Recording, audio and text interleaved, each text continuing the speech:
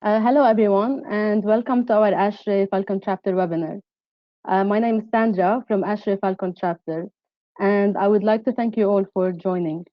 I would like to remind you that in this and all our other ASHRAE meetings, we will act with honesty, fairness, courtesy, competence, inclusiveness, and respect for others, which exemplify our core values of excellence, commitment, integrity, collaboration, and diversity, and shall avoid all real or perceived conflict of interest. And now I'd like to introduce our speaker of the day, which I believe most of you know, Mr. George Berbari, founder and CEO of DC Pro Engineering. George has transferred more than 22 technologies to the Middle East and pioneered 8 new applications in the field of air conditioning and power generation. Today, he will be speaking about a very interesting topic, actually, and very relevant to our today's situation, hospitals' innovative HVAC design. I personally believe if we implement these kind of guidelines, we will be living in a much safer world. A quick note before we start. If you missed anything, you can always download the presentation from the handout. Also, a recorded session will be uploaded to our YouTube channel soon. If you have any questions, please feel free to ask it in the question box. And we will have a live Q&A session after the webinar. Enjoy the presentation. I leave it for you, George. Thank you, Sandra, for your kind introduction. And thank you, our audience, for joining us today on this. I hope this is not a normal webinar, that it will be a game changer like many technologies we discussed before. And this is the intent. And, I don't nowadays, I don't show up except when there's something that can really improve our industry and make a difference. That's the intent of today, and hope you will take that away with you and see the change that will happen in the near future. Hospitals.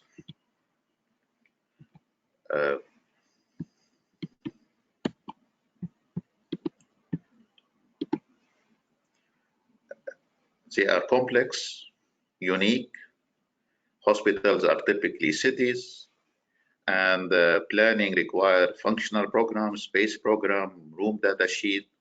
It's quite easy to say one of the most complex buildings that any of us either design or operate or maintain or work in.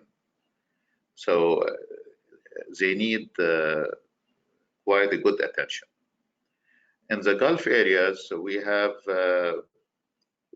challenged with very high temperature and probably even worse. So on the coastal areas, we have the highest wet bulb temperature in the world. Actually, 6 of our cities have the record highest wet bulb temperatures, and which give us an extra challenge in hospitals that demand high amount of fresh air treatment and bacterial and viruses control via the HVAC system. Most of the system designed for hospitals are quite static. The air conditioning system is quite one of the most challenging systems in a hospital.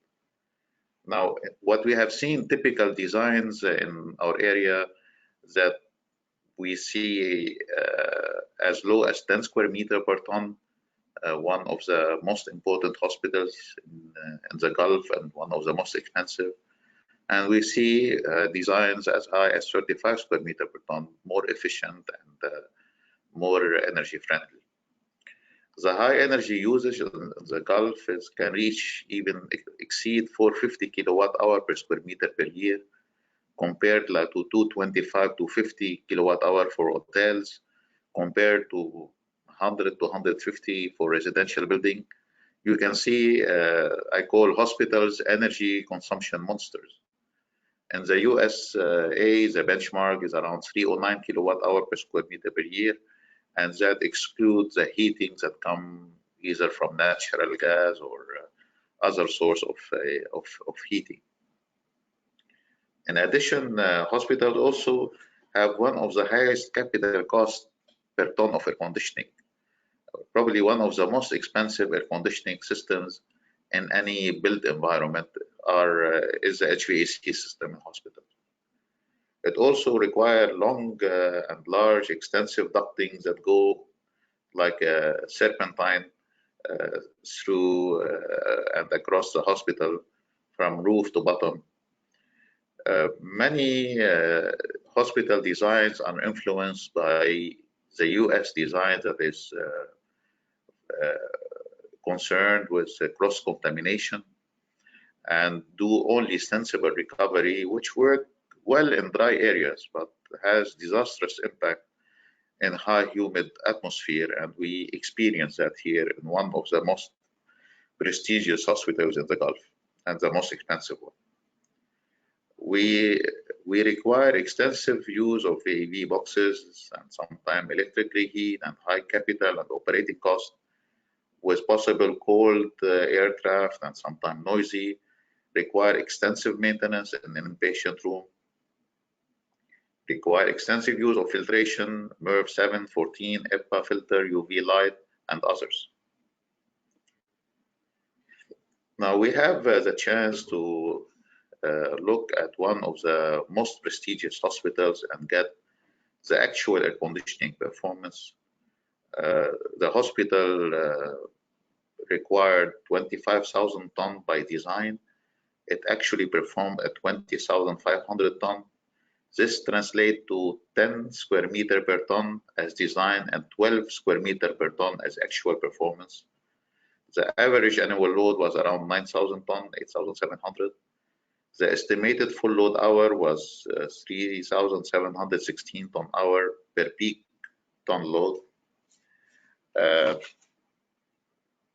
That would translate almost to 173 ton hour per square meter per year. So if you are using an air-cooled system with an average of 1.4, 1.5 kilowatt per ton, you can see 250 kilowatt per ton hour will come only for the air conditioning system. I mean, add to it the other 300 kilowatt of hospital. This hospital could perform at 550 kilowatt hour per square meter if it's used air-cooled chillers. Luckily, this is using district cooling connection that is backed up by generators.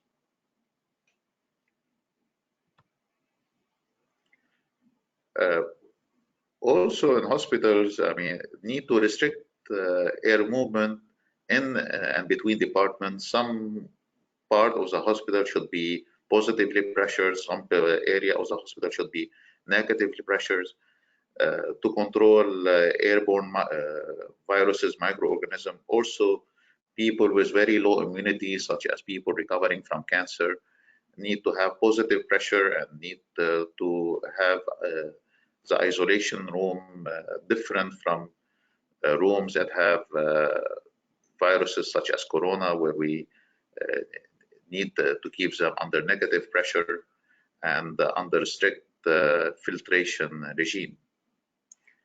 The key component of hospitals is probably controlling temperature and humidity like every other building, but we need to add to it infection control, cross-contamination, dilution and removal of pathogen and the toxins. So it's quite complex in nature. The underflow, the radiant cooling solution was really inspired by the fact that most hospitals in UAE are using fan coil unit for inpatient room. And you know, standard 170 require MERV 7, which is kind of a 2-inch filter as minimum, and MERV 14, which is a back filter to put in downstream to deal with inpatient room. While a standard fan coil unit has basically 1-inch filter with a lot of bypasses that doesn't meet any standard and is barely MERV 6. Although we'll come to that, it's discouraged, yet it is being used. Now the cost of a fan coil unit say typically 400 or 600 CFM is less than 1,000 dirham. And I came to know that many of the hospital chains in UAE and probably in the Gulf, they need to disinfect the fan coil unit every 3 months. So they spend 2 days dismantling the fan coil unit and disinfect it and put, of course, during that time, there is loss of revenue every 3 months. So I calculated the cost of this 1,000 dirham fan coil unit, let's say, and I found out the cost of operation or maintenance alone is around 14,000 dirham a year. And we still do short cycling in our thinking that we save capex and somebody OPEX comes from another pocket or in the future, and most of us designers and contractors are not involved at that stage, and so why should we care? And but as a society, we should care, and caring come to the idea: why don't we use maintenance-free radiant cooling in the wall, ceiling, and floor, and have the distribution and control in the corridor that's serviced from outside the room, and just maintain fresh air, 4 air changes in the room as to meet both ASHRAE standard 170 and Facility Guide Institute standard, and supply that above the leg of the patient from the ceiling end, and have the extract from above his head, which is the proper way to dilute the air. And why this dilution is required is to protect the staff, the medical staff that we care about that are around that patient, of course. The other part of this evolution and design is to include close to zero cross contamination, preferably very high end wheel with less than 0.1% cross contamination, or possibly to use liquid desiccant that can kill bacteria and germ, but that still need a bit of more research, although we have been implementing liquid desiccant for the last 10 years in the area. And eliminating all energy wasting reheat needed for VAV boxes, reduce capex and OPEX cost, and simplifying maintenance and reduction of parts. This is our solution to that. Let's say in ASHRAE standard 170, it has a section allowing radiant cooling, and typically we have to, depending on what temperature we need, let's say if we designed radiant cooling 14 to 18, so the average temperature is 16, then the room temperature will be 6 to 7 degrees higher. So it will be 22, 23. If we need lower, we need to lower chilled water temperature at 13 or 12, but we have to be very careful how to control dew point temperature via the fresh air proper treatment and dehumidification, especially in the Gulf. Now, as for air distribution, I mean, we require 3 types of outlet as per ASHRAE standard 170, and these tend to create proper air movement as group A is recommended, as I said, preferably from ceiling or high wall for the fresh air, and I prefer always to supply it from ceiling above at the legs of the patient, and take the extract from above his head, in addition to the extract from the toilet with a transfer grill to the toilet room. Filtration, we require MERV 7 as pre-filter and MERV 14 as final filter, which is back filter.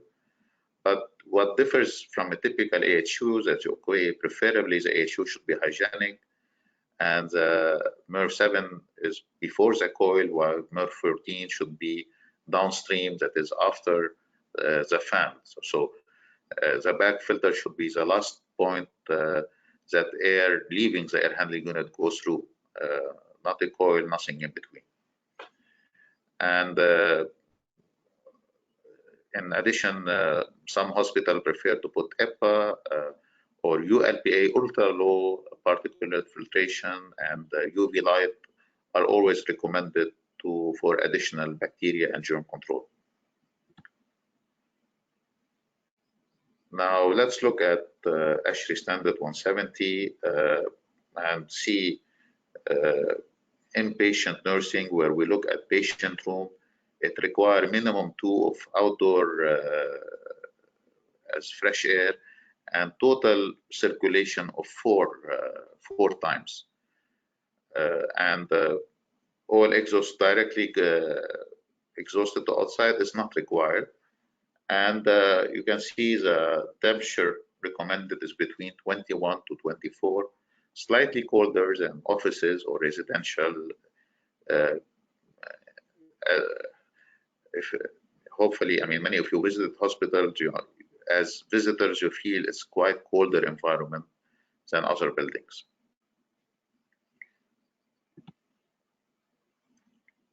Now, this unit, which I have introduced in 1999, published a paper with my colleagues in 2007, became the industry standards. Before that, we did the runaround coil. But also during my introduction of the runaround coil in 1993, quite a long period back, I came across an inquiry of Al Ain Falcons Hospital. And I saw there they were putting an incinerator that is powered by LPG to burn the exhaust airstream and kill all bacteria and viruses. It stuck in my mind till at that point that falcons are treated better than humans and we should do something. And during my establishment year of Tabrid, was one of the founders, I was obsessed with protecting our staff from Legionella, from other risks, and luckily none of our staff really. So this concern with staff safety was also on my mind. And it came till 3-4 years ago. I said, what can we do in hospitals? Why extract air from hospital is passing directly to outside without any treatment, full of probably laid with viruses, bacteria, and contaminants, and go hit the first people, the maintenance staff that are probably cleaning the AHU and or walking around this AHU. The second people are at risk is some probably recirculation air if it happened, or the general atmosphere around the hospitals. So if it is on the roof, it will overflow, and some of the viruses and bacteria might be flying freely around the hospital atmosphere, and as visitors or staff or patient, we are all exposed to that. So I came with the idea, inspired by the Al Ain Falcon Hospital, instead of putting an incinerator, why don't I use an EPA filter on the exhaust stream? That EPA filter, as you can say, acted for 3 things: protecting our staff and protecting the patient and protecting the visitors of the hospital. Plus, it's allowing to use the heat recovery wheel, of course, not any wheel, but wheels with very low cross contamination, which till recently and till now even are forbidden by Dubai Healthcare Authority, and they gave us exceptional approval when we showed them this arrangement. Now, on the downstream, we would recommend ULPA filter because there is a controversy around this. The EPA filter today are suitable for 0.3 microns and above. They get very high efficiency. But the coronavirus is 0.1 micron. and only ULPA can catch it. Some other people say HEPA filter probably is more than enough because these viruses attach themselves to droplets, to dust that are bigger than 0.3 micron, and possibly the HEPA filter should be sufficient. But I would say probably ULPA give more peace of mind, although it has slightly higher pressure drop and probably 15% higher cost than a typical HEPA filter. So it's typically the same structure like HEPA, but it's more stringent in terms of particulate. Now, if we reduce that to just fresh air, I still recommend its use because we have eliminated most of the air movement in hospital when we use in majority of areas, or at least in part of the areas, some radiant cooling. We cannot use radiant cooling everywhere. Like operating theaters, we cannot use it. We'll go on. Now, the ASHRAE standard 170 regarding healthcare facilities specify minimum air changes and what are the area you are allowed to exhaust and use it for heat recovery, and some areas you are not allowed to exhaust it except directly to outside without any heat recovery, such as anesthesia. Otherwise, all of us will be drugged, or emergency rooms or waiting rooms where people are coming from outside and we don't know what kind of bacteria, viruses they bring along. So these are safety measures. And in many hospitals that we designed, we did the analysis, we find typically in a hospital, 2/3 of the exhaust air can pass via heat recovery and fresh air, and 1/3 of that should be exhausted directly to outside. Now, that apply to hospitals that has one room out of 100 maybe for as negative room for people with viruses, or we call it AII room, and one room which is positive pressure PE room for people recovering from cancer or treatment, or people with low immune system. Now, I don't know in the future that might increase from 1% to 10%, the A2 room. We should increase them as now there is big shortage and we have to deal, most of our hospitals were not ready. So hospitals and hotel converted to hospital or in exhibition centers does not meet the standards, and they are dealt in emergency basis to deal with the crisis that we were not ready for. Standard 170 as well as FGI allows exhaust to outside not to be treated, and hence all airborne viruses and bacteria are released freely to atmosphere, putting maintenance staff, medical staff, and occupant staff and visitor at risk. The solution is to put HEPA filter and to protect these people. The other 1/3 anyway, they require HEPA filter to be put sometime directly from the room, like the A2 room, these not to spread any virus outside the room without passing through HEPA filter. And I have communicated with ASHRAE 170 writers, the standard writers, and they saw the value, but they did not, ASHRAE is a bit conservative and change will require time. But I think we should not be only receivers of standard, we should be influencer of standards. And that's what we are trying to do always in our industry. Now, usage of US or made or high-end wheel with zero cross-contamination is sometimes 3 or 4 times the price of a normal wheel. However, I mean, it's worth the investment, particularly in hospitals, and especially if you want to get authorities approval. Again, repeating the statement, using of HEPA filter to protect the staff and eliminate the risk of cross-contamination, and which will allow us to use full heat recovery wheel. Now, mind you, these thermal wheels that are expensive are also highly efficient, sometimes reaching heat recovery efficiency of 93%. But typically we find 80 to 87% is possible.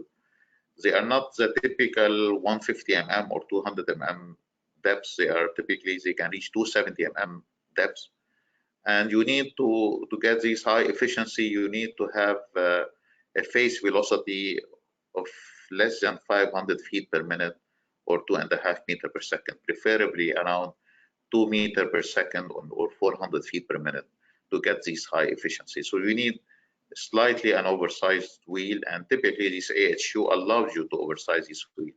Most AHU we see a smaller wheel that has to be blocked from sides to fit the AHU dominated by the coil and the airflow sizing. And ULPA filter can deal with viruses and bacteria as small as 0.1 microns. Now, if we do sensible recovery, such one of the most expensive hospitals in the area, this led to 70 to 80% relative humidity. Now, the research done in the US found in winter, typically the humidity in hospitals are 20%, and that's accelerating the spread of virus and bacteria and delaying recovery of patients. And they found also the same thing in summer when humidity go beyond 60%, that the same phenomena is happening.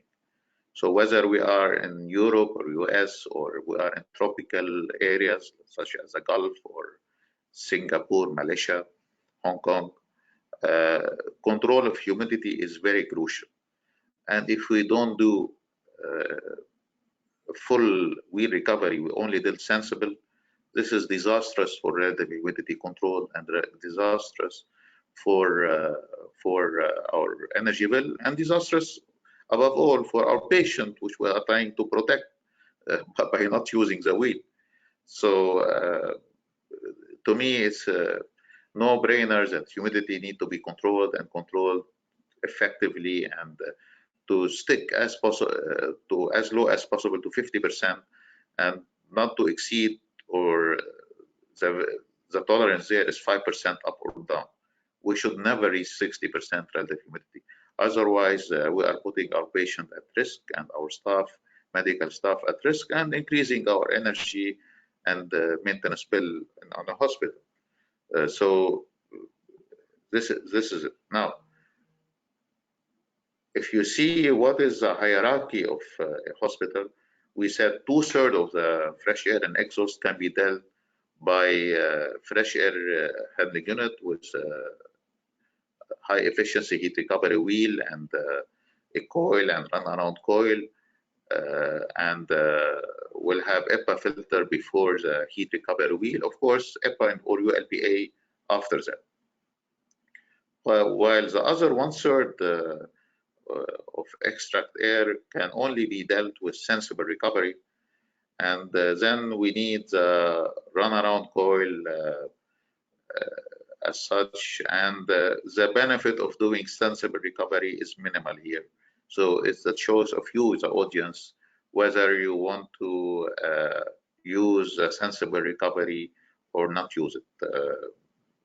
It might have some small values beneficial for energy operation, but this is a split 2/3, 1/3, and this is what we have designed or learned from our design in the Gulf area as such. Now, radiant cooling, these are actual installations, the photos, and you see it's quite simple, cost effective. Now, we came across some very strong panels that are 18 mm. They are 10 times stronger than gypsum panels. They are used by a lot of top brand hotels here for their fire rating, sound rating panels. Because they are strong, they manage to groove them and put 10 mm pipes in that panel from behind. And these pipes are spaced at 7.5 centimeters apart, and they have a pre-hole where you can install them. So the installation is very simple, similar to typical gypsum boards that we install on wall and ceiling to do full ceiling level. On the ground, I mean, we need to put some 3 centimeter insulation. Rock wool is quite cheap and effective, but with aluminum facing on both sides would be better. And then you will put 7 centimeter of screed above them to protect them. And we see that they can use cooling chilled water temperature 13, 14, 15, or 16, depending on space temperature. But in hospital, probably you have to stick 12 to 14 would be the supply temperature for radiant cooling. And that would save a lot of energy from as compared to chilled water of 7 degrees, almost 30%, and will save the fan power that sometimes runs around in hospitals as high as 1 kilowatt per ton just for air handling unit fans and VAV boxes and all that. So it's quite a big energy efficiency improvement, and also give much higher level of comfort for the space temperature control, while the fresh air will control the humidity and will the dilution of bacteria and viruses. So we have a split like what ASHRAE recommended, dedicated outdoor air. We are doing the same here, splitting the cooling into simplified system. Now, radiant cooling typically will provide you around 50 watt per square meter from ceiling and wall, and around 30 watt per square meter from floor. And you can see the distributor on the left side in red. This will have probably a modulating control valve linked to the space temperature. So you need only a space sensor that's white, or you can give the patient the possibility to switch it on and off and control the temperature. So different various type of thermostat work. Obviously, it doesn't require 3-speed control. And that's how simple it works. Now we took one hospital designed by the leading US hospital design, and one of the leading hospitals in the Gulf, the most expensive probably and the most prestigious. And their design guide, they said we will use 6 air changes per hour, 100% fresh air for inpatient room. Now, because the building has a lot of glass, they ended up by 11.4 air changes in order to meet not only the ventilation, but to meet the cooling requirement of the hospital. The fall ceiling came to be above 1 meter and hence require a sprinkler above the fall ceiling and sprinkler below to protect that big space as per the fire regulatory codes and civil defense. It also, I mean, since it's using proper MERV 7 and 14, meeting the standard, but has using VAV boxes for the area. And you know, VAV, to maintain the minimum airflow, they have to be set at minimum 4 air changes. So sometimes they can lead to cold draft, and to avoid that, you typically will need electric reheat. So they have used 1.9 kilowatt electric reheat to maintain the minimum ventilation rate. And this is how the most American hospitals are designed to meet their standards. In parallel, we took the same room in that highly prestigious hospital, which we analyzed the annual data in the beginning. And we used only fresh air ducting and extract air for the hospital. And we proposed radiant cooling in all the walls and floor and ceiling. And we had the external control panel accessible from outdoor corridor, designed for this hospital as such. And the fresh air now is meeting the standard for exchanges. Let's see what will happen to the capex and opex. The actual cost of that hospital was $18,000 per room for the air conditioning, or around $4,000 just for the air side only. This hospital was supplied by district cooling plant, so the cost is not included. Or as you can see, probably one of the highest cost per ton for hospital. Mind you, it could be higher, but because this hospital has used 10 square meter per ton, maybe that reduced the cost per ton because it's very dense in terms of cooling capacity per room. And the annual operating cost from actual data again was 1871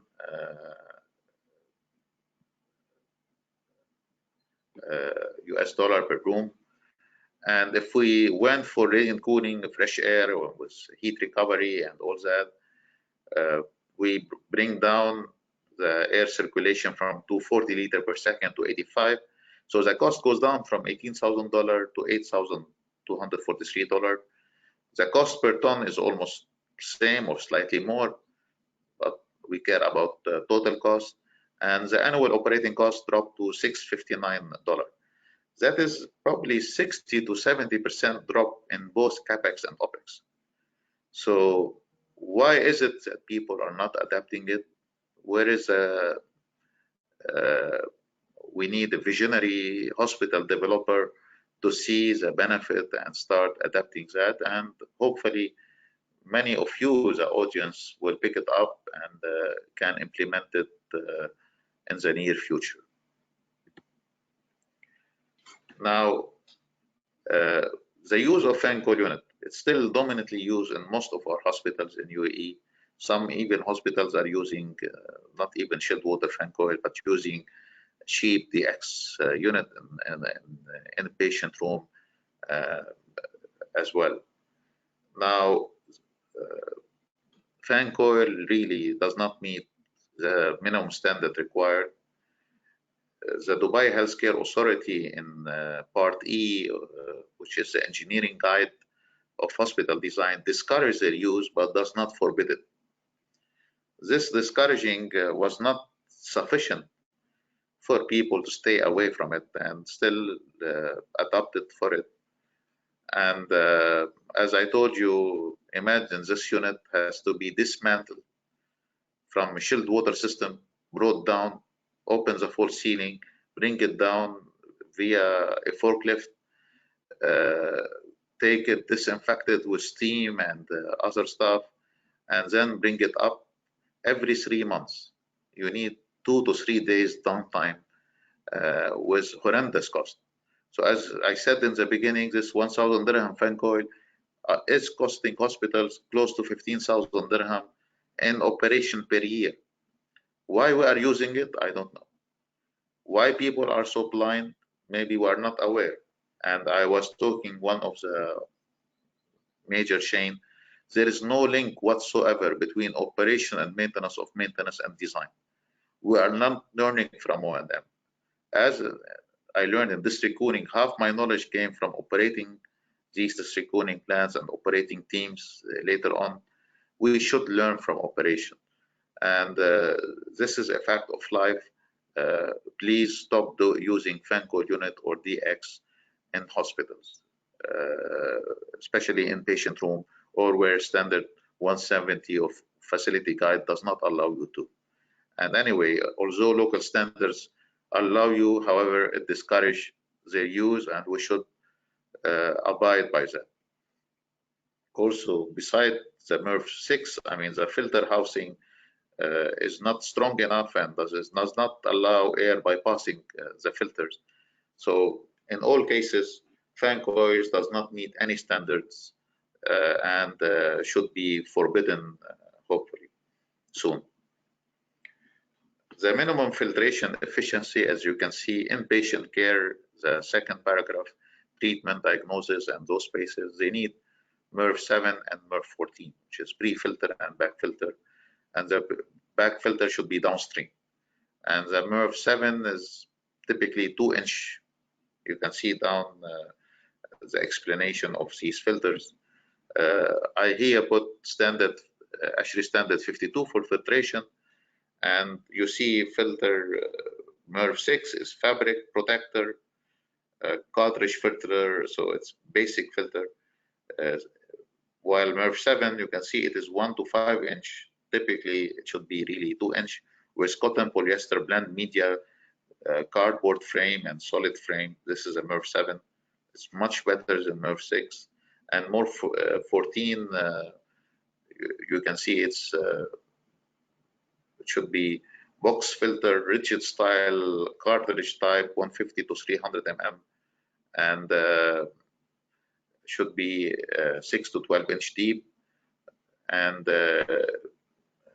have proper paper media for that. Bag filters goes to MERV 16 and EPA MERV 17 and higher. So I took this extract from standard 52 just to add to your knowledge. Now, and during this crisis, of course, none of us have done it. How we can convert a standard patient room into an isolation room in the event of pandemic as the one we have. So as we said, the response was to order maybe 90 prefabricated rooms being built now in the Rashid Hospital and other hospitals. But how we could have done that? So if we have a typical room designed with 2 fresh air exchanges, 2 exchanges per hour as fresh air and 4 exchanges as total, the standard required for infection isolation room type AII, minimum of 12 exchanges of recirculation, the 2 exchanges of fresh air can maintain, and they require probably minus 30 Pascal of negative pressure to be controlled and measured in this room. Hence, it's important to increase the air circulation without the need to replace existing AC, and the exhaust of the extract from this room should go directly outside. It's not allowed to be recirculated via an EPA filter to control the spread of cross-contamination outside these rooms.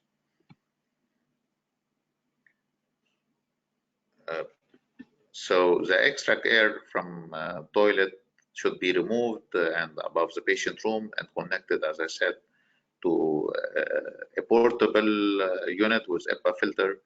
Negative pressure need to be controlled via control of pressure, and probably create an ant room, which is a typical additional room that medical staff enter through it before entering the room. So you can create that by putting a heavy duty plastic curtain at the end of the room corridor. And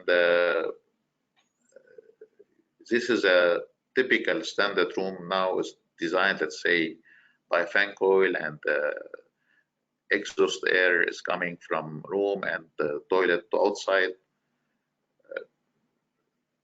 Has 400 cubic meter per hour as a standard fan coil. So how we can convert it? We will add, let's say, these curtain at the end of the corridor, bring a portable unit with EPA filters that increase the circulation by 8 air changes. In addition to the 4 air changes of the fan coil, we reach at 12. Why this 12 is to decrease the dilution time from, let's say, 2 hours to less than 15 minutes. And why are we diluting the air around the patient with coronavirus? It's to protect the medical staff, because the patient already have it.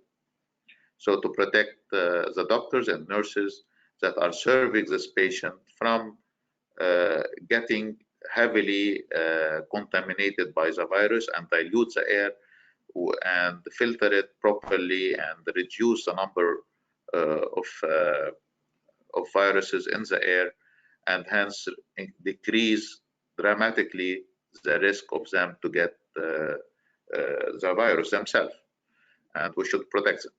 And as I said, the extract air will go to portable unit. Probably we can add 1 or 2 unit exhaust to one exhaust that will directly change it to outdoor air. I estimated the cost of converting a room from standard room.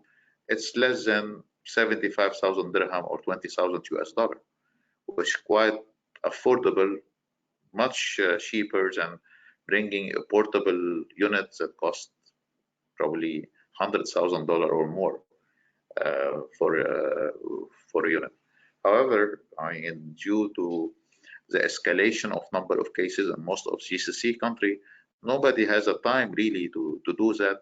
Now we are using standard rooms to keep coronavirus patient without any need, with these people that doesn't need any further medical support. And in hospitals, we transfer a lot of hospitals A to Z to coronavirus hospital, and which will does not allow them to any other patient other than corona to use them, because many staff or visitor or other patient got the corona from visiting the hospital, and they stopped doing that.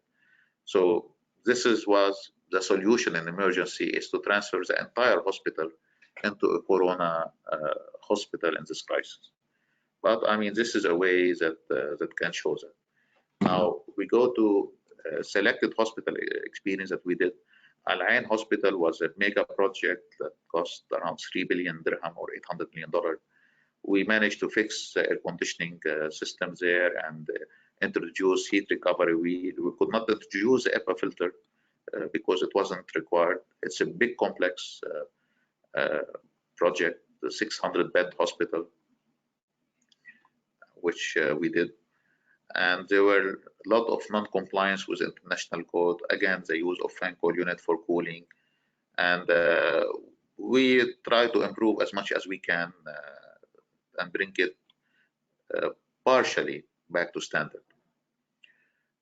We managed to resolve major issues in HVAC system regarding complex design, certification, and changes to the satisfaction of all parties, including SAHA, including the client, contractor, consultant as well.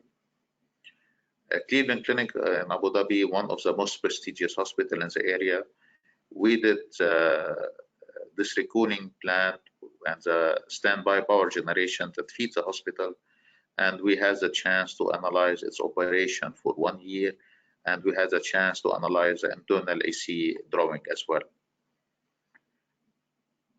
This is some photos of the plant.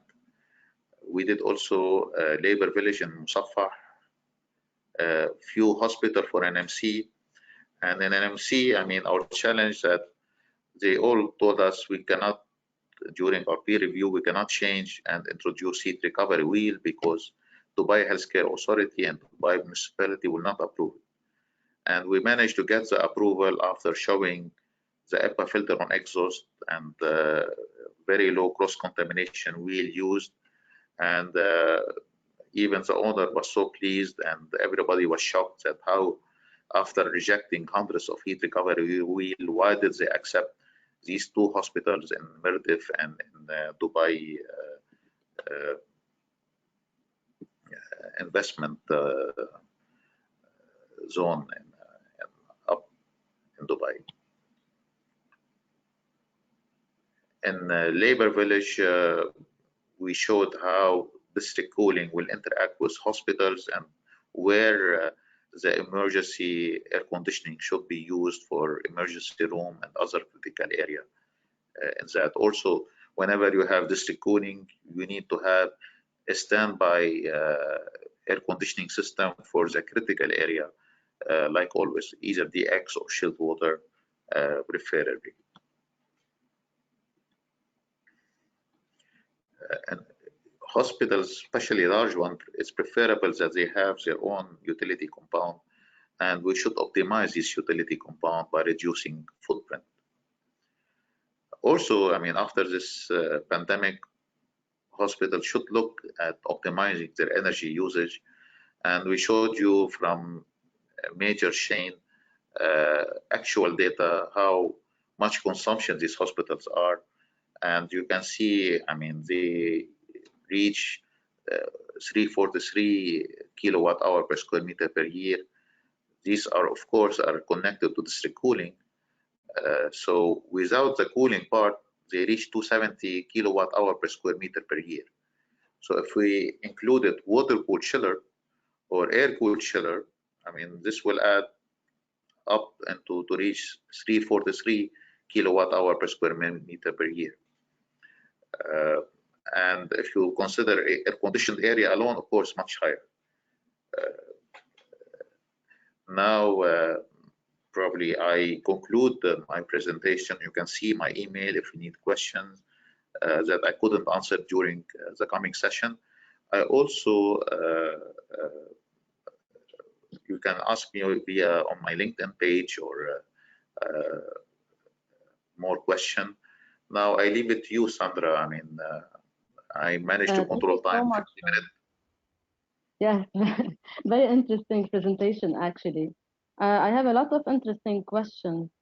I'll start with the first one with some concern about the dew point for the radiant cooling. I mean, and another one with radiant panel, how to control the temperatures in rooms where the ventilation requirement will result in a cooling load larger than the heat gain. For example, isolation, patient room, or quarantine with 12 air change. The first question about the dew point control and condensation. You know, radiant cooling is installed today in UAE in Yacht Club on Yas Island, one of the most humid areas, and they manage to control humidity. Also, you have to know that Sheikh Mohammed bin Zayed and his palace, beach palace also, all the bedrooms he's using radiant cooling. And it is used also in the Louvre Museum, middle of the island. It's used in Muscat Airport. So it's not something that we didn't deal before. Also, probably National Bank Abu Dhabi headquarters in the entrance has radiant cooling in the atrium. And these are areas all exposed to high infiltration and high from humid and saline atmosphere outside. And none of them are suffering condensation. So I know that we are always concerned in what we don't know. Condensation can happen if the surface of the temperature of the panels is below the dew point. So let's say the surface temperature of our panels is 15 degrees C. So it's preferably to maintain our dew point at 14 or 13 degrees C, 1 to 2 degrees lower than the dew point of these panels, and we will not have condensation. As for temperature control, I mean, you are controlling that by the thermostat that will modulate these radiant cooling panels. And the fresh air typically, I mean, as per ASHRAE guide, should be supplying neutral air. So if we have a room temperature design of 22, the fresh air should come to the room at 22 and control humidity and has nothing to do with neither increasing or decreasing the temperature. I hope that answers the question if I capture it right. Okay, perfect. I have another concern, actually, George, about cross-contamination inside the heat recovery wheel. Okay. I know that you already tackled this, but someone is suggesting plate heat exchanger, and they're asking if it's mandatory to install HEPA filter on the exhaust. The plate exchanger led to disastrous effect in hospitals or even run around coil, and we should stop that practice. People who want to keep using it after my presentation have only to blame themselves with bad results in terms of humidity control or high electric reheat used.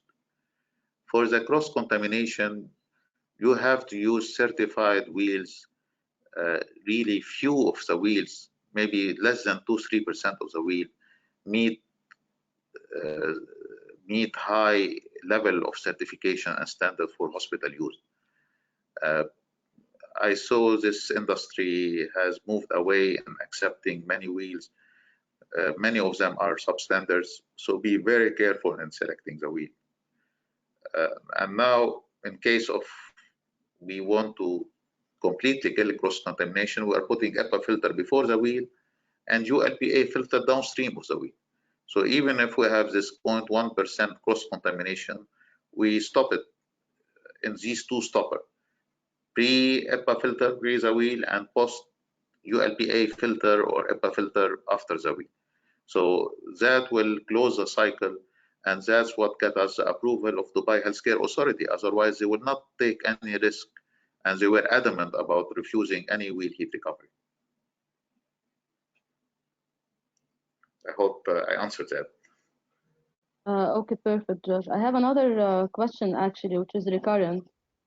Basically, if we're not installing FCUs inside patient rooms, in that case, what would be used to have the same cooling?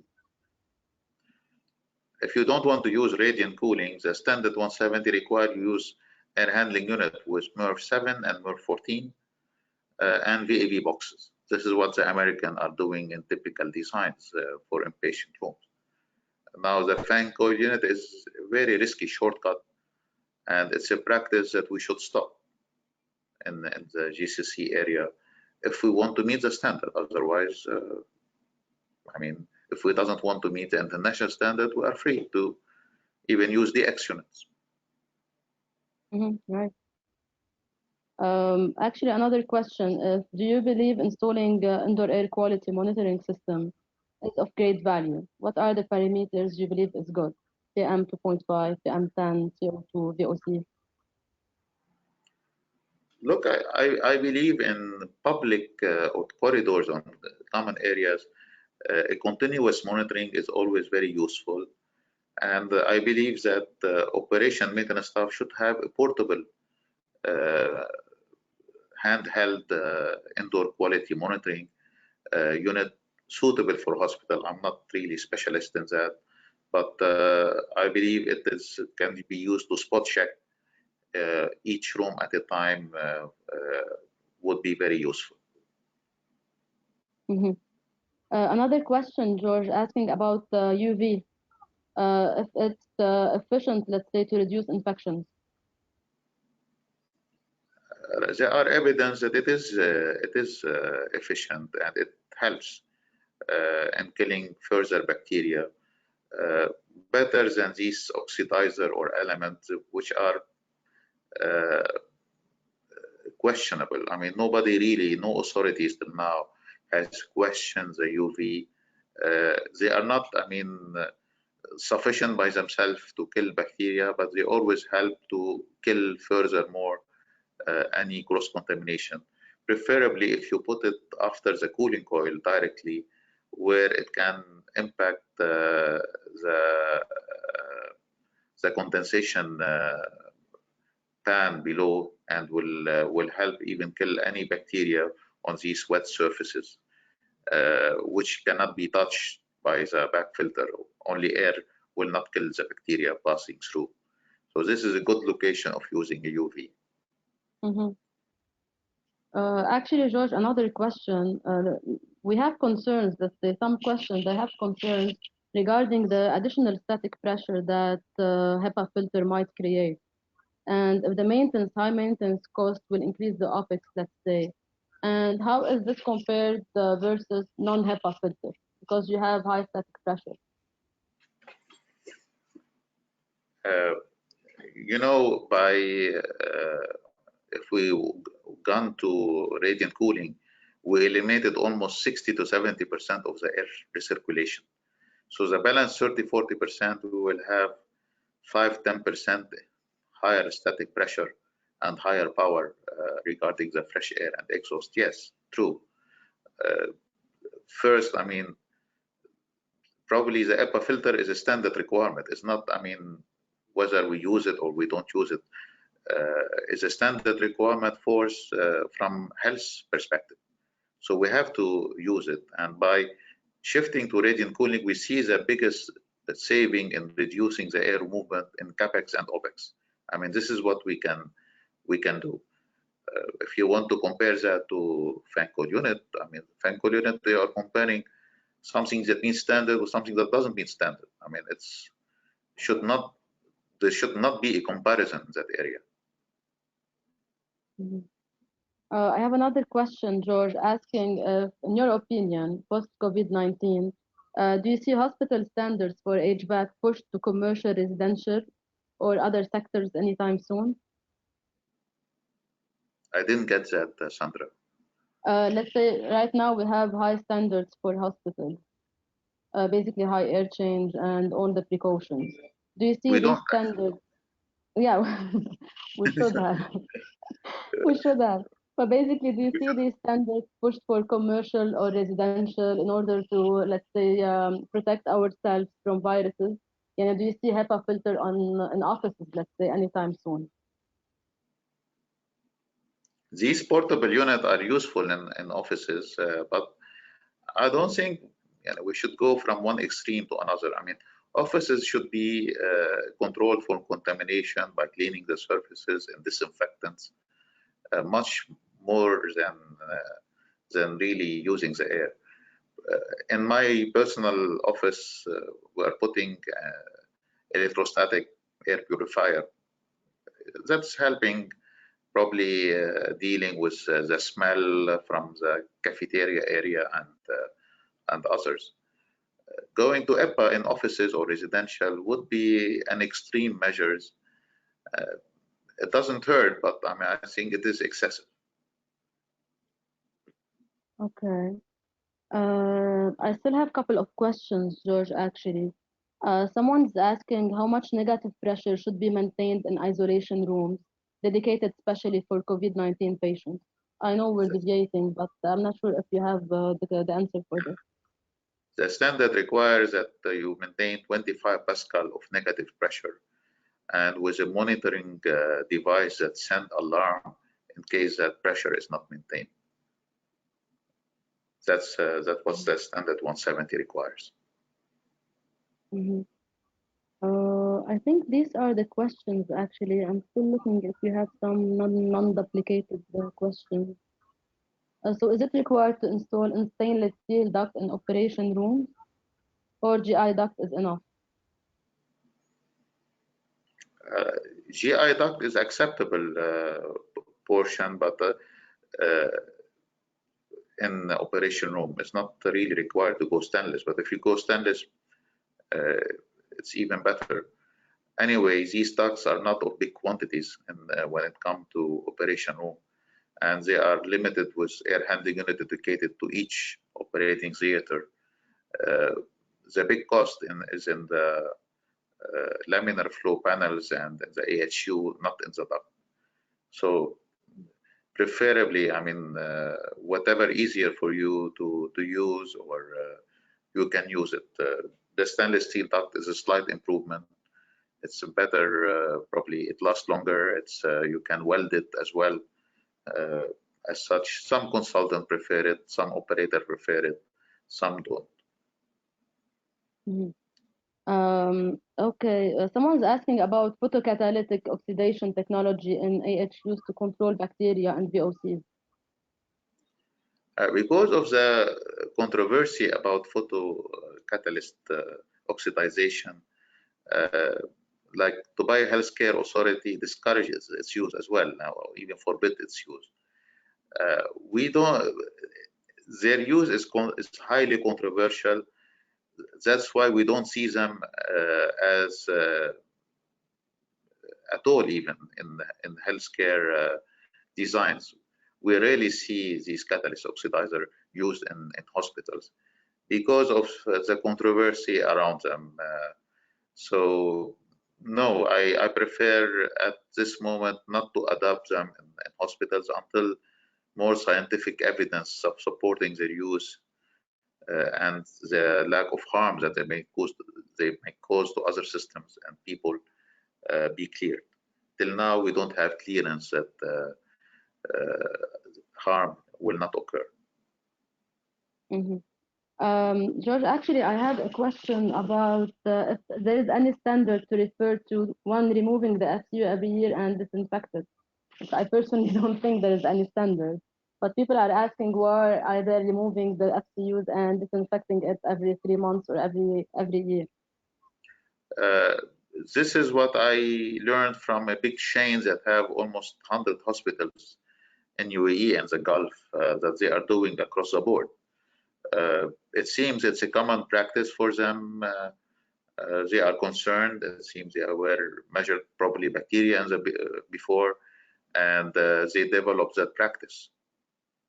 I was also surprised, like the one who posed a question, but this is reality. I mean, it's a true story, not something that I learned from actual operating stuff. George, I have a question regarding the maintenance of radiant cooling system. I mean, does it require high maintenance or the concern regarding the leakage somewhere? It's maintenance free, actually. I mean, Or just the chilled type water of passing in pipes. pipe? It's like maintaining your chilled water piping network in overall in the hospital. You require, of course, some chemical treatment, and that's about it. And regarding the control, it's like any other control. I mean, modulating control valve and thermostat in the room. Someone is asking how to avoid thermal discomfort near, let's say if you have two adjacent rooms. So you have radiant cooling inside walls. So how to control the other room, let's say, the discomfort of the other room if it doesn't require this much of cooling? You need to put always insulation behind the radiant cooling. So you cannot put pipes between two rooms that can cool both rooms at the same time. So there should be a separation between the two rooms, insulation behind the radiant cooling, and radiant cooling should be exposed only to the room that is cooled and insulated from the other room. So we will not have that discomfort, and this case is solved. Same like floor. Why do we do in floor radiant cooling? Why do we insulate below it? In order not to cool the room below. Same with ceiling. Yes. Another question I have here, can ozone treatment be used on the exhaust duct instead of HEPA filter? You know, ozone in water, it has been used in the bottling plant. We tried to use it in cooling tower with big failure in UAE because of temperature. So ozone is very sensitive to temperature and should be in water industries, they keep the temperature of water below 27 degrees. Otherwise, the ozone gets very agitated and lose its control. I don't think so that you can use really ozone to disinfect properly the ambient air, the exhaust air, and I prefer to stick to HEPA filter, which is much more secure and can be controlled and monitored and visualized rather than ozone, which we don't know when it operates. You don't see it if it is off or it's working or it's not working. I have a question as well. If are requirements for Q-class quarantine isolation rooms similar to all isolation rooms? Is there Which any type additional requirement for Q-class quarantine isolation room? The quarantine should be similar to infectious room control, 822 room. So the standard of 822 apply to quarantine room in hospitals if you want to do that. Right now we are using standard hotel rooms as quarantine and even to hold people with positive infection, but they are using the entire hotel. So the way to solve this is to use the entire building as corona is a solution that authorities came up with to avoid this cross contamination control between a quarantine room or positive coronavirus room or isolation room in hospitals. I have a question asking if radiant cooling system can be integrated with BMS and monitoring and control. Of Maybe course, the valve, control valve. Of course, through the valve and the thermostat, it can be integrated. You can use communicating thermostat, and then you will have the full communication with BMS or other control systems. Someone's asking if is it necessary to install additional filters on the grill, or filters inside the ducting, let's say, are enough? The standard required back filter number 14 after the discharge of the air handling unit. You cannot put a back filter on a grill. So it has to be on the main source of the unit supplying the room. Most likely when you use AHU of that size, you are using it for multiple rooms because they will be very expensive to be used for a single room. So no, I mean, this filters has no additional value. I have a question here asking about the mold growth in the insulation material of the radiant cooling. Is that something we need to be concerned about? No, actually, these panels can be painted like any other wall against antibacterial paint, and then you will not have any mold. Mold really requires three things to grow: humidity above 70%, dark area, and any food to grow on. That's why we saw them in dark cupboards, and we used to see them in the staircases. We did not see them in open areas that are well lit, like the hospital inpatient room or the corridors or the area. Of course, we need to control relative humidity. I cannot underestimate how much the control of relative humidity is adamant in hospitals. Please control it. Then you will not have neither mildew nor virus spread or slow recovery of patient. George, I have someone asking about UVGI is it effective for patient rooms? UVGI. UV light, GI stand for what? I don't understand that. I think we already covered the UV light. I'm still getting a lot of questions about UV because some study is let's say confirming that UV can kill. The UV light is helpful but not sufficient by itself. So we always need to install another additional filter. True. I think we already covered most of the topics actually, and we ran out of time. So if you have any unanswered question, please feel free to send it directly to Mr. George on his email, as he mentioned before. I think that's it, George. Do you still have any other additional comments? No, Sandra, thank you for your hosting, and thanks for the audience for staying with us. We started with 485, we are ending with 415, not bad. Yeah, but you really have a lot of additional questions. I think you will be receiving a lot on your email. Sure. Actually, thank you so much. It was quite interesting. And thank you so much for everyone who attended. Please, looking forward to see you again on our next webinar on the 29th. It's actually about opportunities of energy efficiency improvement about air-cooled screw chillers by Trane. Thank you again. See you. Thank you, George, again. Okay. Bye-bye. Bye.